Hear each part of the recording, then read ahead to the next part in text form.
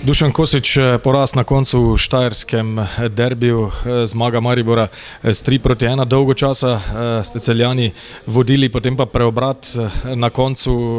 Čemu pripisujete vse skupaj?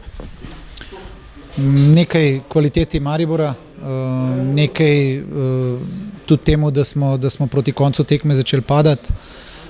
Zadnjih 20 minut z naše strani ni bilo optimalnih, ne, in seveda smo imeli tudi prej 1-1 še možnosti, neke priložnosti, da bi lahko šla tekma tudi v drugo smer, ampak je Maribor enostavno tisto, kar si je preigral, izkoristil in na koncu smo ostali praznih rok. Verjamem pa, kljub porazu imate kar precej stvari, s katerih boste lahko črpali pozitivne zadeve.